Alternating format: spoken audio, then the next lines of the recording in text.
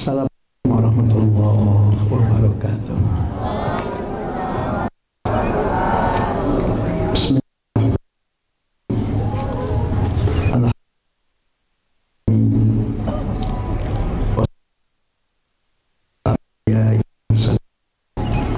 Sayyidina wa habibina wa maulana Muhammadin wa ala alihi wa sahbihi ajma'in. Asyhadu an la ilaha illallah wahdahu la syarikalah wa asyhadu anna Muhammadan abduhu wa rasuluh. Faqad qala Allah ta'ala fi kitabihil karim wa huwa asdaqul qailin. A'udzu billahi minasy Bismillahirrahmanirrahim. Wa idz tadzana la in syakartum la azidannakum wa la kafartum inna adzabi wa was man lam haditsun rawahu Tirmidzi an Abi Hurairah. Para majlis guru yang kan, para santri pun selalu dengan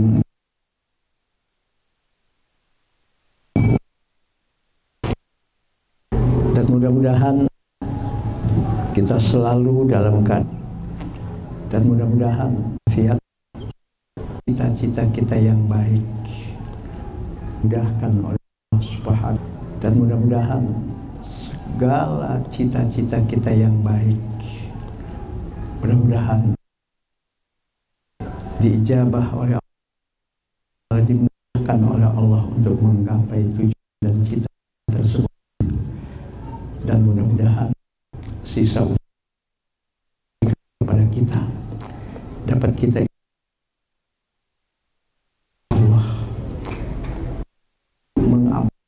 hidup kita kepada Allah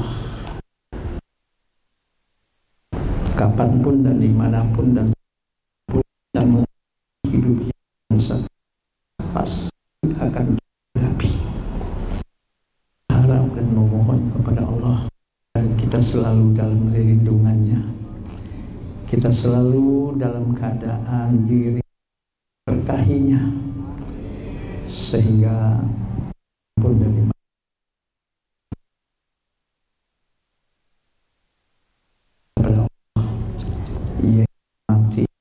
keadaan husnul khatimah.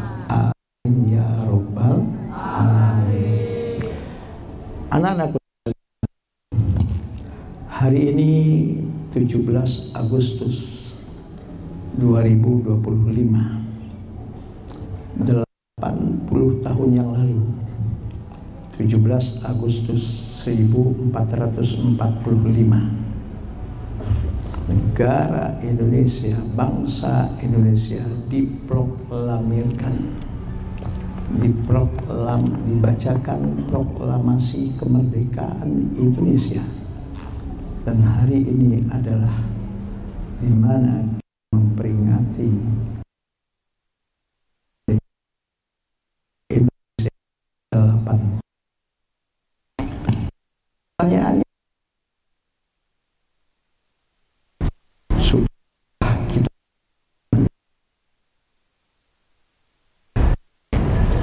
usikum wa nafsi wa bitaqwallah. Kalau kita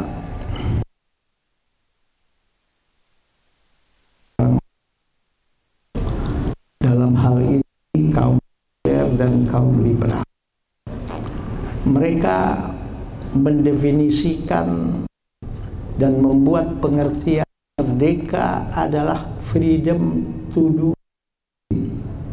Sekali lagi, merdeka menurut kaum sekuler, merdeka menurut kaum liberal adalah free, ya, to do anything, atau to do anything, bebas melakukan apapun sekehendak hati.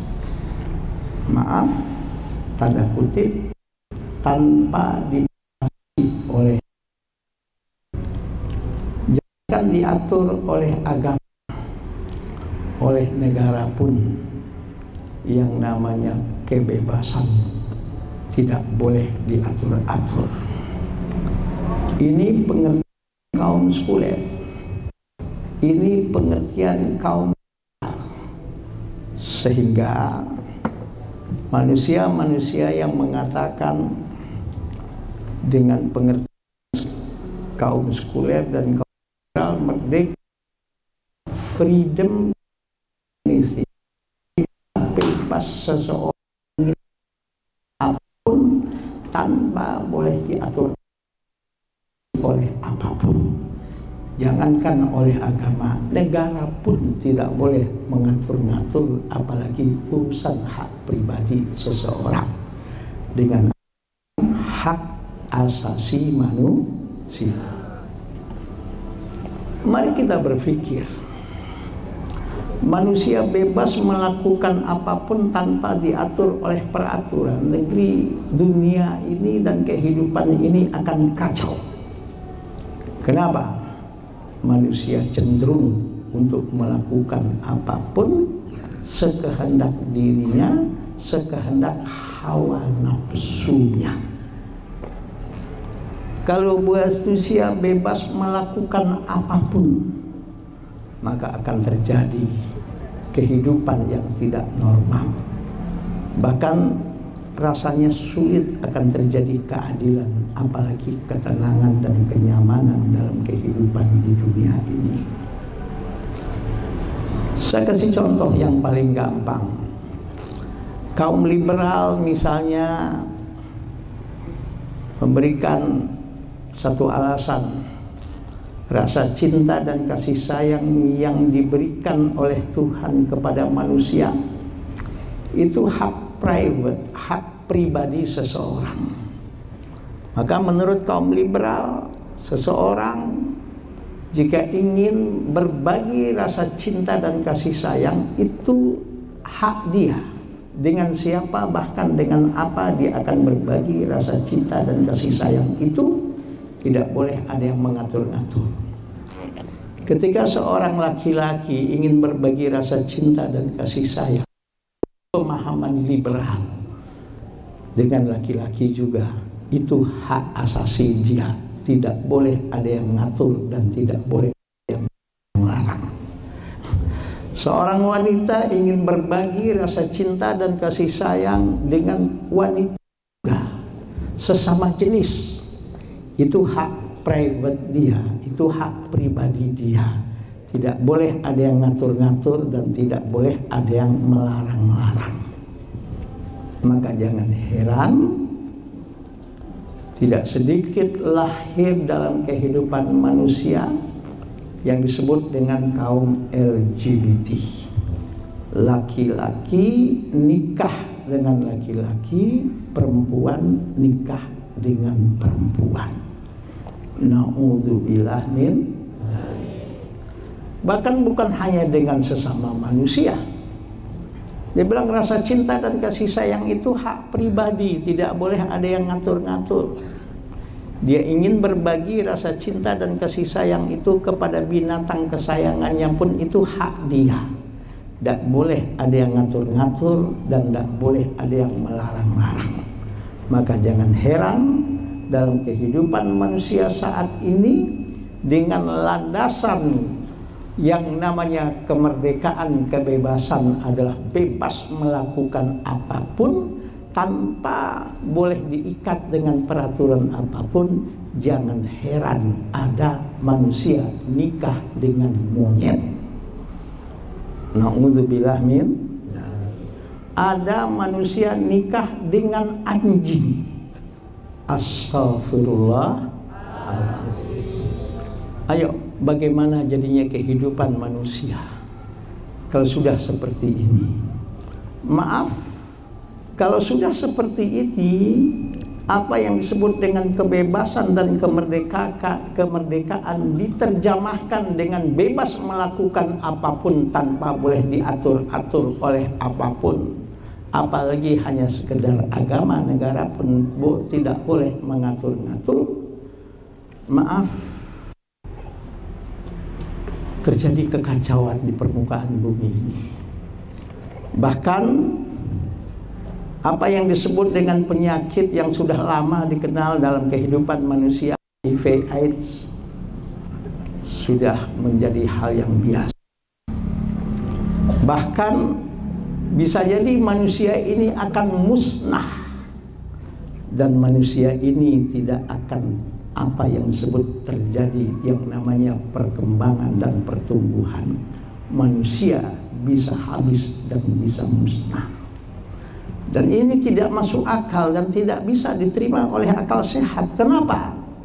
Maaf, kucing jantan bagaimanapun yang namanya kucing, tidak pernah ada sejarahnya kucing jantan kawin dengan kucing jantan.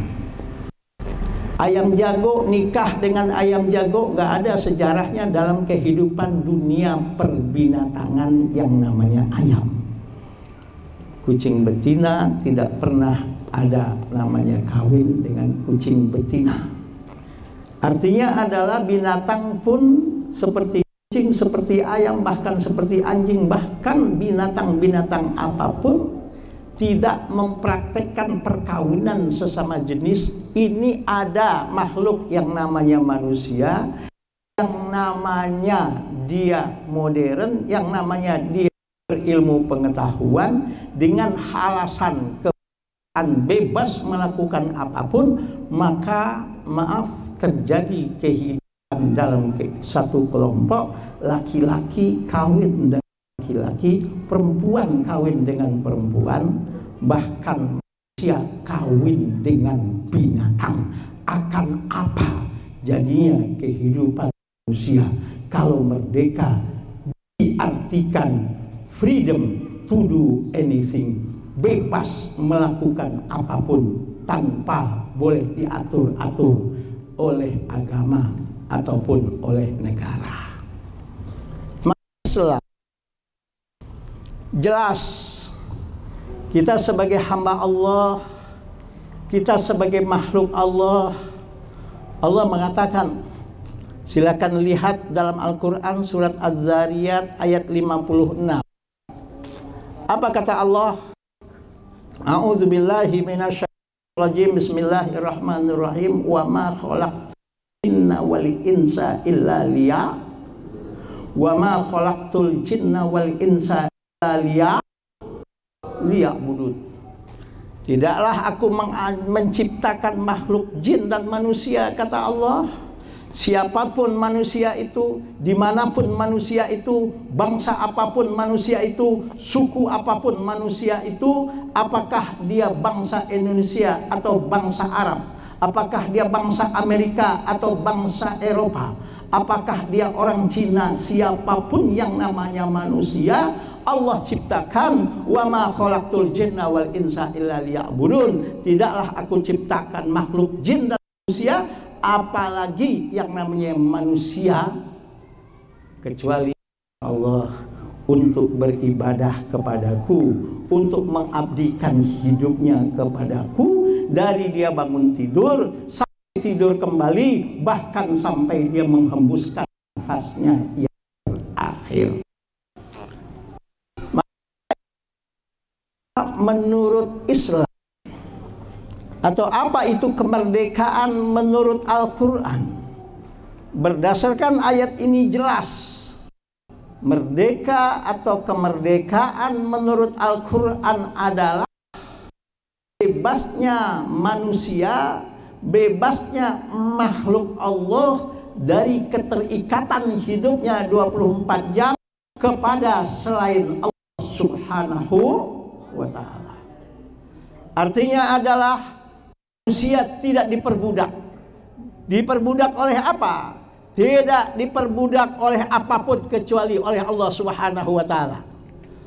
Yang merdeka dalam Islam adalah manusia yang tidak diperbudak oleh hartanya, manusia-manusia yang tidak diperbudak oleh kekayaan, manusia-manusia yang tidak diperbudak oleh dunia. Siapapun manusia, bagaimanapun dia mengaku intelek dan hebat, bagaimanapun dia, maaf, kalau dia masih diperbudak oleh harta, diperbudak oleh jabatan, diperbudak oleh dunia, manusia itu bukan.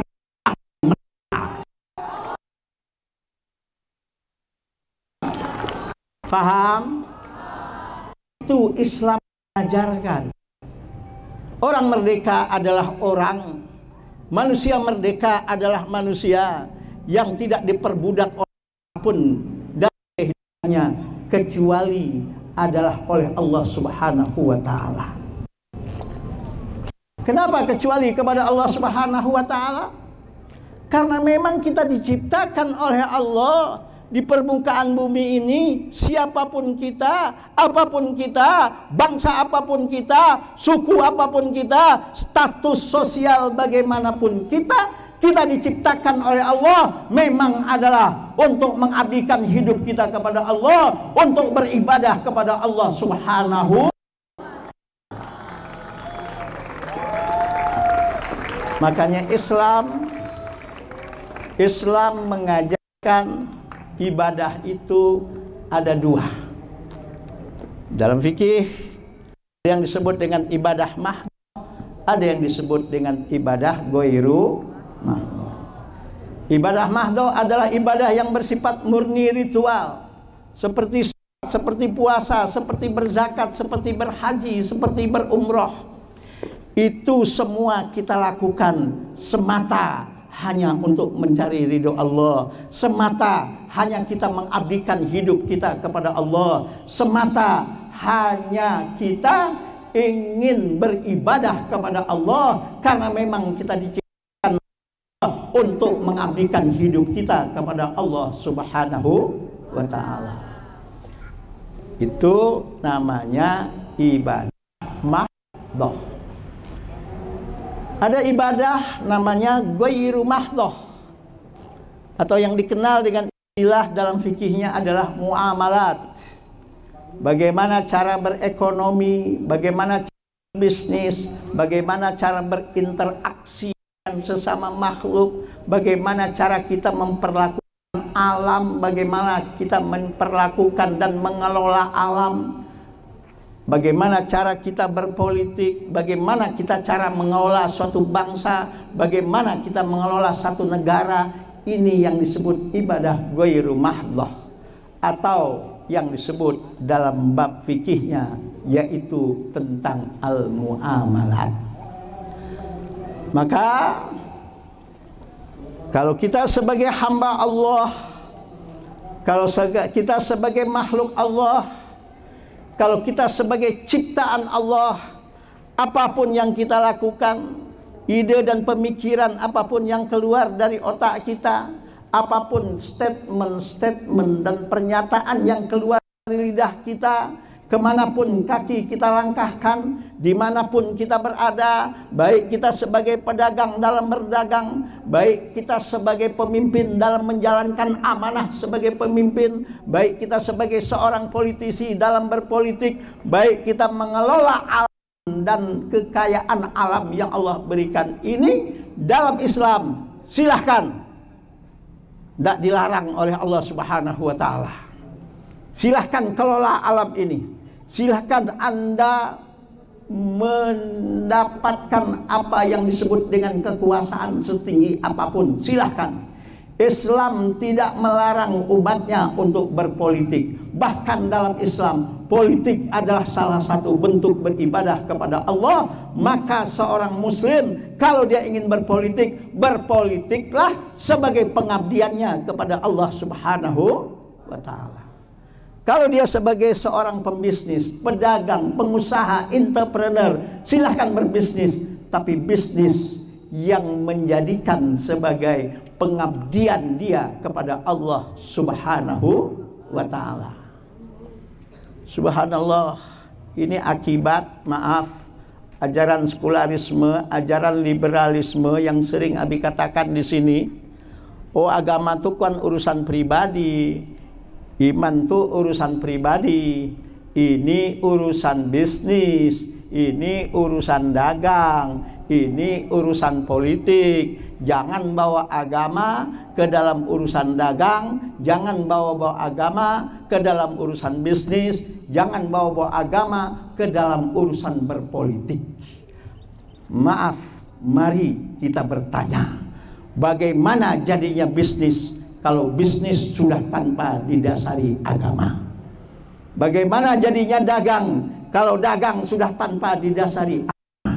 Bagaimana jadinya politik kalau politik sudah tanpa didasari iman? Maka terciptalah bisnis, terciptalah dagang, terciptalah politik yang menghalalkan segala macam cara dengan alasan keuntungan, dengan alasan materi, dengan alasan kekuasaan, menghalalkan segala macam cara. Terjadi atau tidak? Terjadi atau tidak? Orang demi keuntungan menghalalkan segala macam cara. Terjadi atau tidak? Orang demi kekuasaan menghalalkan segala macam cara. Terjadi atau tidak? Orang demi mempertahankan kekuasaan politiknya, mempertahankan jabatannya untuk mendapatkan kekuasaan, menghalalkan segala macam cara. Terjadi atau tidak? Kenapa terjadi? Karena agama dan iman tidak digunakan sebagai landasan.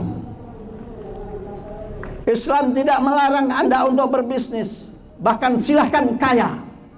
Kenapa? Karena dalam Islam kekayaan adalah sebagai salah satu sarana untuk kita beribadah kepada Allah. Contoh, ibadah haji membutuhkan dana yang sedikit atau sedikit? Ibadah haji membutuhkan dana yang sedikit atau tidak sedikit? Ibadah zakat atau sedekah membutuhkan uang atau tidak? Membutuhkan dana atau tidak? Untuk membangun rumah sakit membutuhkan dana atau tidak? Untuk membangun rumah, untuk membangun madrasah pesantren membutuhkan dana atau tidak? Pakai uang atau tidak? Maka dalam Islam silahkan Anda kaya, tapi kekayaan sebagai pengabdian hidup kepada Allah Subhanahu wa ta'ala. Maaf, kalau ada orang bilang politik itu kotor, maka ketika seorang politisi berbuat kotor, saya hanya ingin bertanya, kalau politik itu kotor, berarti mengajarkan semua mahasiswa kuliah politik untuk jadi orang yang akan berbuat kotor. Untuk apa ada fakultas yang seperti itu? Kalau politik itu kotor, bubarkan semua fakultas-fakultas ilmu politik yang ada di semua universitas. Jelas? Jelas? Maka Islam mengajarkan kemerdekaan adalah pengabdian kepada Allah Subhanahu wa ta'ala. Kemerdekaan adalah bebas dalam kehidupan. Dari apa? Bebas dari segala apapun, bebas dari segala ketergantungan apapun, kecuali hanya sebagai pengabdian kita kepada Allah Subhanahu wa ta'ala. Kenapa kita tidak bisa lepas dari Allah Subhanahu wa ta'ala? Kenapa kita tidak bisa lepas untuk selalu 24 jam tergantung kepada Allah Subhanahu wa ta'ala? Yang pertama, dalam Islam, dosa yang paling besar yang tidak akan diampuni oleh Allah kalau sampai mati seorang itu mempunyai dosa yang namanya syirik, yaitu lepas ketergantungannya kepada Allah, menyatakan bahwa Allah bukan segalanya, mensekutukan Allah. Allah berfirman, inna syirka tazulmun azim. Sesungguhnya syirik, mensekutukan Allah, bergantung kepada selain Allah, itu adalah perbuatan syirik, dan syirik itu adalah kezaliman yang besar. Dan Allah mengatakan, innallaha la yaghfiru ayyushraka bihi wa yaghfiru ma duna dzalika liman yasha. Allah mengampuni dosa apapun selain syirik. Kalau dosa syirik sampai menghembuskan nafas terakhir dia masih belum tobat, tidak akan pernah diampuni oleh Allah Subhanahu wa ta'ala. Dan siapapun manusia, selama dia manusia, kayakah dia, berkuasakah dia, gagahkah dia, kuatkah dia? Maaf, yang selamanya makhluk yang bernama manusia semuanya pasti mempunyai keterbatasan. Siapa manusia yang tidak mempunyai keterbatasan? Secerdas apapun manusia, pasti dia punya keterbatasan. Sekaya apapun manusia, pasti dia mempunyai keterbatasan. Berkuasa bagaimanapun manusia, pasti dia punya keterbatasan. Dalam kehidupan manusia sudah banyak dibuktikan.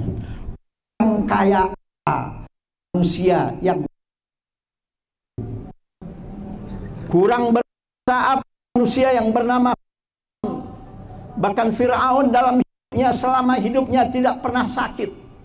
Bahkan saking kejam dan saking berkuasanya yang namanya Fir'aun, saking takutnya kekuasaannya akan berpindah kepada orang lain, dia buat instruksi semua bayi-bayi yang lahir laki-laki habiskan, musnahkan, bunuh semua, karena khawatir lahir seorang laki-laki yang akan menggantikan kekuasaannya. Tapi maaf, Fir'aun akhirnya selesai, dan Fir'aun yang mati, bahkan matinya pun dalam keadaan hina. Alhamdulillah, Abi sama Umi ketika pergi ke Mesir, ya, alhamdulillah sudah pernah melihat jenazahnya, muminya Fir'aun 2 kali, ya. Itu disimpan di satu museum di Kairo, namanya Museum Nasional. Di situ ada Fir'aun, di situ Fir'aun. Ya, kurang berkuasa apa Fir'aun? Fir'aun hanya tinggal sejarah. Kurang kaya apa seorang yang bernama Korun? Korun pun akhirnya tinggal sejarah. Bahkan matinya Fir'aun dalam keadaan hina, ditenggelamkan oleh Allah ke Laut Merah dengan para tentara-tentara dan pengawal setia. Bahkan Korun kurang kaya apa? Ditenggelamkan oleh Allah dalam keadaan hina, dengan cara ditenggelamkan oleh Allah ke perut bumi, dengan harta-hartanya, dengan kekayaan-kekayaannya, dengan istana-istananya, bahkan dengan para pengawal-pengawal setianya. Itulah manusia, tidak ada yang kekal dan abadi. Kenapa manusia tidak boleh lepas untuk bergantung kepada Allah? Kenapa manusia butuh kepada Allah? Kenapa manusia yang merdeka adalah manusia yang selalu mengharapkan ridhonya Allah, yang tidak boleh dikuasai oleh hartanya, yang tidak boleh dijajah oleh jabatannya, yang tidak boleh dijajah dengan dunia? Karena yang namanya manusia, kalau sudah lepas dari Allah, kalau sudah tidak bergantung kepada Allah, maaf, ketika dia senang, ketika dia kaya, ketika dia berkuasa, dia akan lupa diri, dia akan dan dia akan melakukan apapun demi untuk mempertahankan kekayaannya, demi untuk mempertahankan jabatannya, bahkan berbuat zalim sezolim-zolimnya. Itu manusia kalau sudah lupa kepada Allah. Kenapa manusia butuh kepada Allah?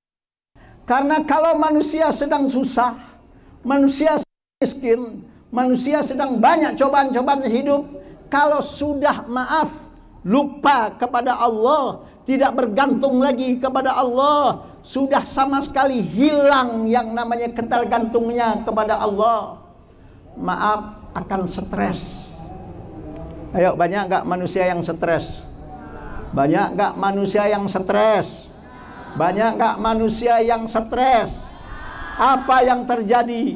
Kadang-kadang demi untuk keluar dari kesulitan hidupnya, demi untuk keluar dari penderitaan hidupnya, dia menghalalkan segala macam cara, dia melakukan apapun, dia berkhianat. Jangankan hanya mengkhianati dirinya, jangankan hanya mengkhianati keluarganya, jangankan hanya untuk mengkhianati bangsanya, jangankan hanya untuk mengkhianati negaranya, agamanya pun dikhianati. Karena apa? Karena ingin keluar dari kesulitan hidup. Bahkan tidak sedikit yang mengakhiri hidupnya dengan cara yang tidak diridhoi oleh Allah Subhanahu wa ta'ala. Inilah anak-anakku, merdeka bukan berarti melakukan apapun. Merdeka dari ketergantungan dengan apapun kecuali dengan Allah Subhanahu Terakhir,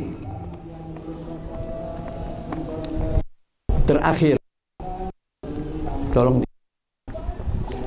terakhir, ya,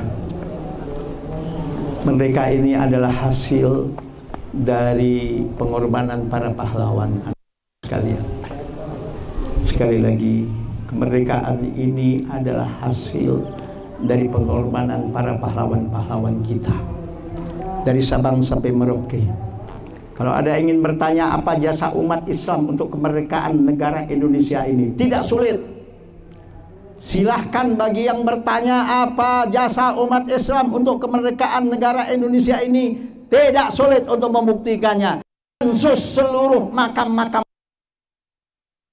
Merauke, saya yakin 90% lebih, bahkan 95% yang dimakamkan di makam-makam pahlawan dari Sabang sampai Merauke, hampir semua adalah umat Islam yang mengucap asyhadu an la ilaha illallah wa asyhadu anna muhammadar rasulullah. Yang mereka rela, yang mereka ridho mengorbankan segala apapun yang ada pada diri mereka. Jangankan hanya mengorbankan waktunya, jangankan hanya mengorbankan tenaganya, jangankan hanya mengorbankan hartanya, bahkan nyawanya pun mereka korbankan. Mereka tidak pernah istrinya jadi janda, mereka tidak apakah anaknya akan menjadi yatim. Demi ridho Allah dan demi negara Indonesia merdeka, mereka ikhlas, mereka ridho, mereka korbankan semua untuk kemerdekaan negara Indonesia ini. Maka mari sama-sama kita bertanya, apakah rela, apakah ridho para pahlawan-pahlawan bangsa Indonesia itu setelah negeri ini merdeka, setelah negeri ini ditebus dengan tumpah darah para pahlawan, setelah negeri ini merdeka, diisi oleh para koruptor, diisi oleh para pengkhianat, diisi oleh orang yang menggadaikan bangsa dan negara ini, diisi oleh maksiat, diisi oleh orang-orang yang maaf, sedikit pun tidak ada rasa berbaktinya kepada bangsa dan negara, apalagi kepada Allah Subhanahu wa ta'ala. Merdeka! Allahu Akbar! Allahu Akbar! Allahu Akbar! Maka jadilah kalian penerus kemerdekaan bangsa Indonesia ini. Assalamualaikum warahmatullahi wabarakatuh.